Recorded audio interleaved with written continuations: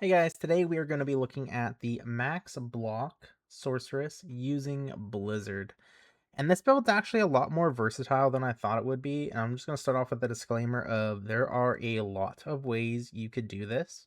If you're looking for pure damage, as much damage you could possibly get, this guide is not it. It's a good base, it'll get you there, and you can build off of it. But this guide is not for maximum damage. I kind of went for a middle ground with survivability, block, faster hit recovery, and damage. And honestly, with Blizzard at 8.8k before battle orders, I really haven't felt the need for more damage.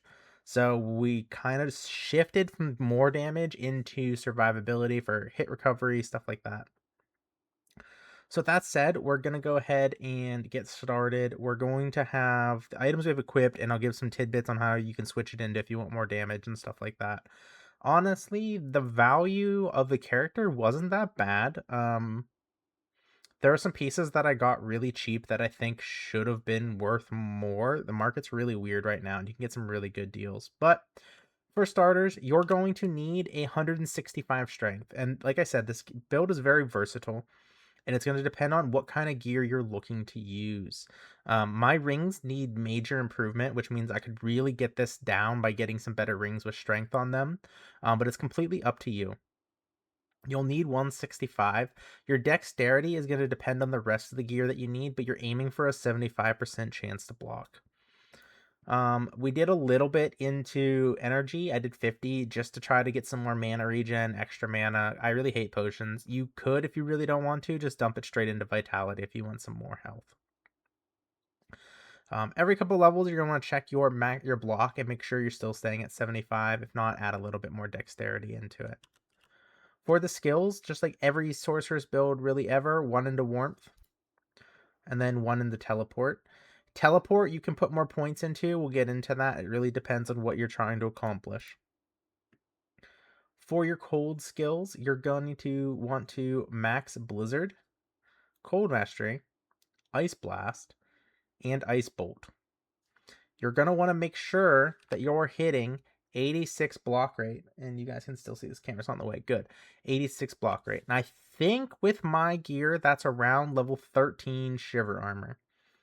So even though it doesn't say like under the next level there, it just says faster block rate 36 and then the current is 36, it will go up by 2. The part at the top is right, grants 2% faster block rate per base level.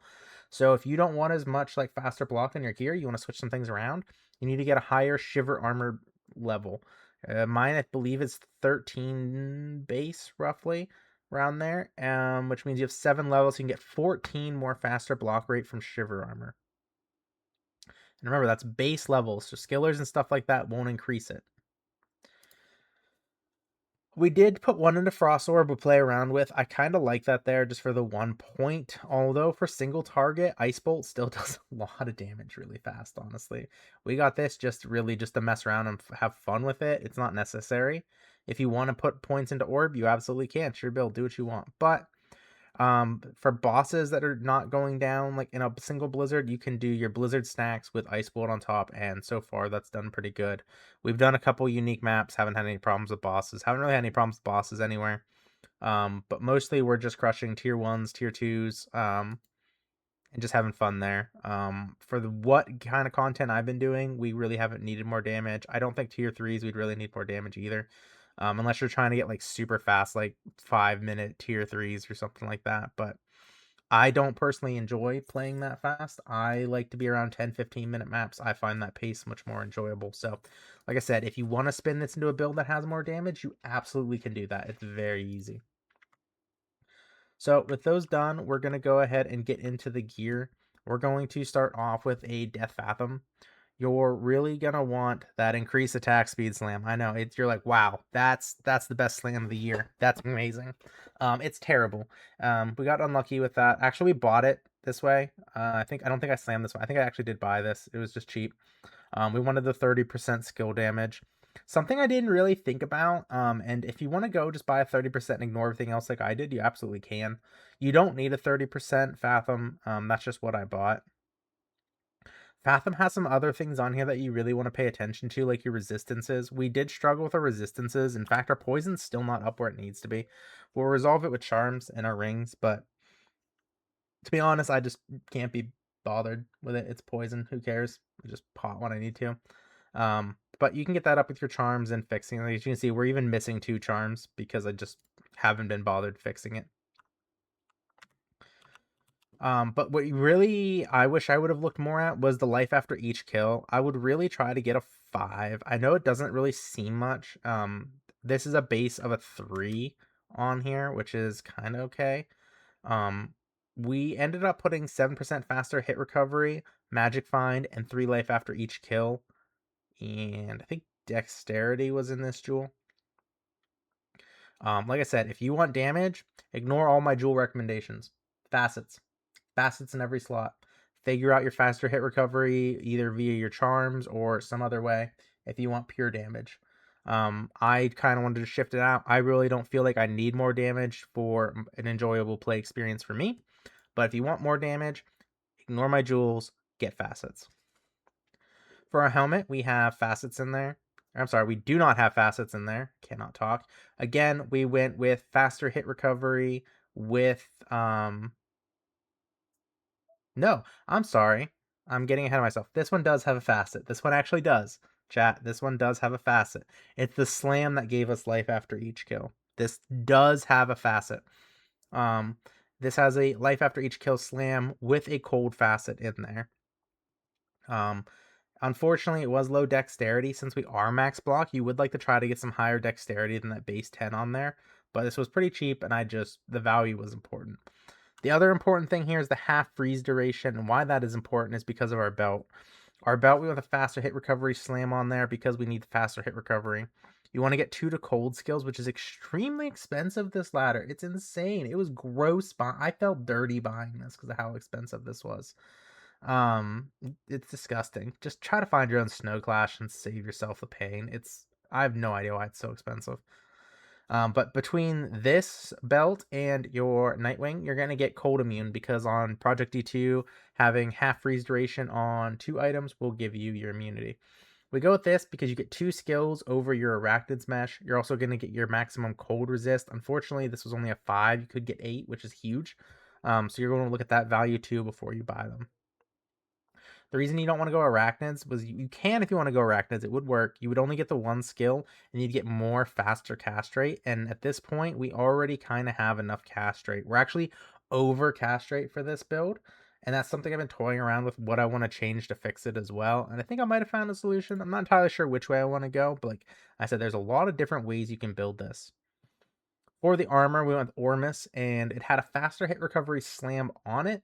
And we put a 3 to mana after each kill, 9 fire resistance, 7% faster hit recovery. I think the attack rating is on there.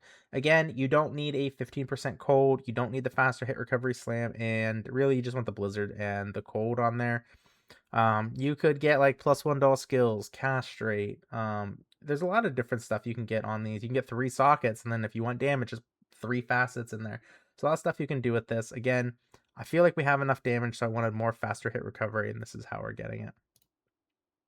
For the rings, right now we're just using castrate rings with resistances, because the resistances are an issue on this build. For your shield, we'll be using Medusa's Gaze. We put a shale in there for the faster block rate. This does have a 10% faster block rate slam already on it. It's a hybrid of an increased blocking. You can get 10% faster block, and you can get 20% chance of blocking if you get a higher tier slam on it, which is what I would recommend. On top of that, you can puzzle it for more than 1 socket. Or you can get like 3 I think it's 3 sockets if you slam it. I'm not sure on that one. But we put a shale because we want to hit that faster block recovery. Because resistances are a problem, we don't need cast rate. We want the Maras with an increased chance of blocking slam on it. Pretty standard, really, I think. We want the Cultist for the faster cast rate with an increased chance of blocking slam on it. Now, like I said, we have 125. So if we take these off, I don't think you can see because of the camera, we're still at 105. So we still hit the breakpoint, which means you technically do not need the rings or you do not need the gloves. One of the gloves that I was looking at maybe putting in place would be Titan's Grip, which would give us 20% faster block, which means if we have the 20% faster block on there, We would not need the Shale Rune in the Medusa, which would open up either hit recovery jewels, perfect diamonds, or more facets. And then on top of here, you would even get a higher blocking because these only slam with 10. You get 15. You'd get some lightning resist. You get another half freeze duration, which doesn't do anything for us. But if you wanted to switch out your Snow Clash for like an Arachnids, you could then put your Titan's Grip here, and that would give you your full freeze immunity between the two. For our boots, we're using Water Walks for the faster block rate. These were really low life, but we did get mana after each kill slam on them, which was huge, so we are using these. And I like them. For our switch, we're going to be using Called Arms, 6 to battle orders, not required. You can just use a 2 if that's what you have, just it's more life. Honestly, I probably wouldn't buy a 6 unless you're rich. We did not. We rolled one on our own because I get really lucky with Called Arms, and we got a 6. +2, Lidless Wall. If you're super rich, get one with a +1 all skill slam for +3. For the inventory, it's just going to be, a torch and a nanny. Higher the better. Like I said, we have resist problems with this build, so you're definitely going to want higher resist on these that you can afford. These are faster hit recovery and resistance charms through here, just to try to balance some of the stuff out. And like I said, we're even missing 2, and we do just fine. I can't put these back. And this is going to be a Geeds. I really just like having the Geeds. If you don't want a Geeds or you don't care, we replace the Geeds with another Skiller. And the rest of these will just be Skillers. Really, when you're trying to hit your breakpoints, I would recommend trying to hit the 86. I just don't have the faster hit recovery Skillers to hit that 86. And then from there, I would do life Skillers if you have the money and currency for that. That's not the right button. I don't know. But that's the gear here. And in the Mercenary, we're running with an Endorial's Visage. If you're rich, get an Ethereal one with multiple sockets if possible. If not, and let's say you have an Ethereal, or even if you want to do it on here, you can get a 15% increased attack speed jewel with fire resistance to negate that minus resistance on the Endorial. That's what I would recommend. I didn't want to do that with a non-Ethereal one. I was kind of just waiting until I got an Ethereal one. Either way, the Mercenary is just here to give auras, to tank things, and to kill cold immunes. We're using a Leviathan Kraken Shield. I'm gonna switch this. I'm just broke right now to Ethereal Shaft Stop, probably upped with multiple sockets, with IAS gems and other goodies in there to hit breakpoints. Weapon right now, we're using Insight just to keep our mana up. It does decent damage. The more mana on kill you have, the less needed for Insight is. Or you can just go the old-fashioned way of using Facets if that's what you would rather do. Facets. What? That makes no sense. Ugh. Anyways, use potions if you need to. Laying of Hands with attack speed just to hit some more breakpoints. And then, depending on what you're using for your base for your Insight, is how much attack speed you're going to need. So you'll have to look that up. That's not something I can just give you. It's going to be depending on what the rest of your gear is as well. String of Ears for the physical damage reduction and Life Leech. The attack rating slam is just what happened. We're using Marowak Boneweave Boots just for the Cannot Be Frozen. Now, things that we can do on our Mercenary, and I've been toying around with this. Reaper's Toll, I kind of want an Ethereal one. Put that on there, that way he can break some immunes. You run into some problems sometimes where you get a monster that's immune to physical and a monster that's immune to cold. Reaper's Toll will break most of those physical immunes, I'm pretty sure. If you want to go pure damage, you can put Infinity on here. Infinity will not break a lot of immunes. It might break a monster that's not normally immune that rolls cold enchanted. You'd have to map it out. Like, depends on like the base monsters, like cold resistance, and then plus the cold enchant. It might maybe break it. Up to you. Either way, the minus resistance is going to help. And if you're going like pure facets, anyways, like, do you really need more? We're already at a. Oh, that's Matchroom. Sorry. We're at 59 Pierce, and if we would have done facets, that's 5, 10, 15. Then if we weren't poor, that's what, 15, 30. I think you can get 3 on here. 45. Let's just say 3. I don't remember how many this can actually get. 2 or 3.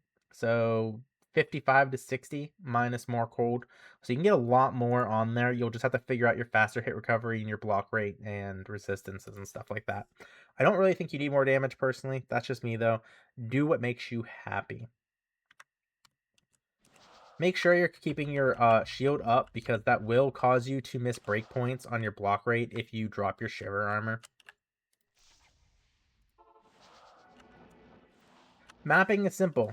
Since we don't have a lot of points in teleporting, you need to remember every time you teleport, it's like a 1 second delay before your damage goes back up. We are max block, so you're generally pretty tanky. Honestly, I don't really teleport unless I have to go a great distance, and I just kind of face walk into stuff. Or if I get like body block like that, I'll teleport over and then start doing some more blizzards over here.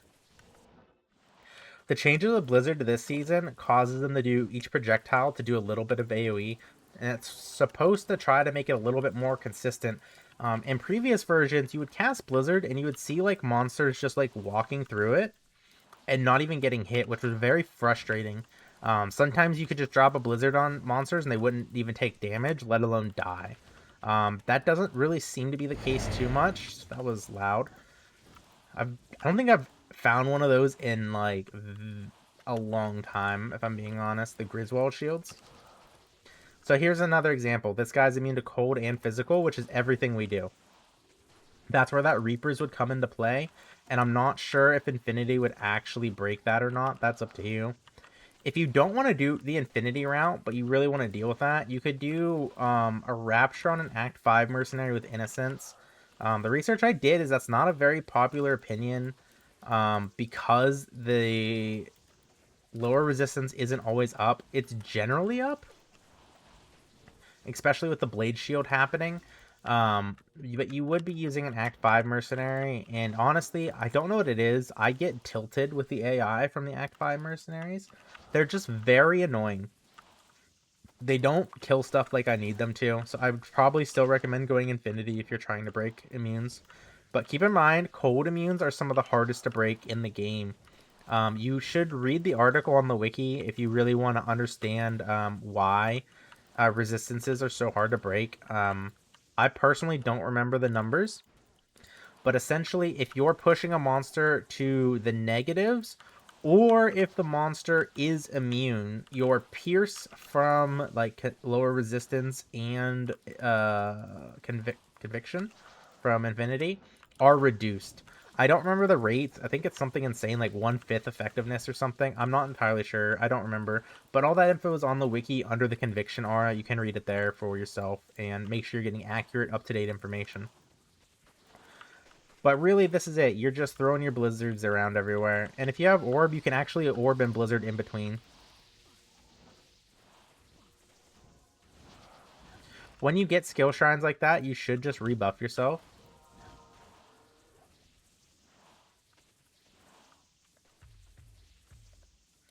Ooh.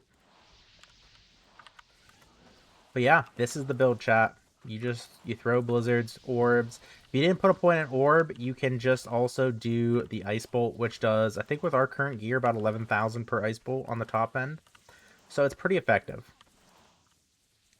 But this is really the build.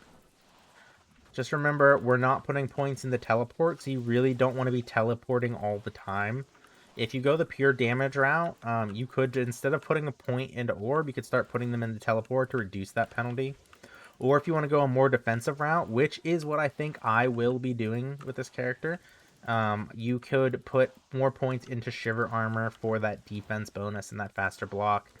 Although with the faster block, you're probably not going to hit the next frame. I don't remember what it is off of my head. It'd be pretty hard to hit that block rate, I think. But you would be getting the defense, which is super nice to try to help you survive a little bit more. I'm not going to lie to you, I have died with this build. And they're very quick deaths. There are just times where you don't block anything, and the things you don't block just do a lot of damage, and you just straight down. Keep in mind, you can put a lot more into this character than what I've put into it. Once you have like your lifers, or you have faster hit recovery, small charms with life and stuff like that, you can pump up your life a lot higher than mine is. I would say my life is the bare minimum. You're definitely going to want more. This life is pretty low. And if you're going to be following and using like the rare rings like I am, I would highly recommend getting strength on those rings. Their ideal rings I would look for this build if I'm keeping the occultists on would be like something you don't even need castrate, so you get something like strength, with resistances and life and mana after kill. With the values we have and infinity, it's pretty rare I actually have to potion. We can keep a lot of our stuff up as long as we keep going. When you're lower gear and you don't really have that life after kill and man after kill, you might find yourself doing potions, especially if you're teleporting a lot and you don't have a lot of the plus skills for that mana. Like I said, I did actually put 50 into energy just for a little bit more mana and mana regen to try to avoid that because I hate it.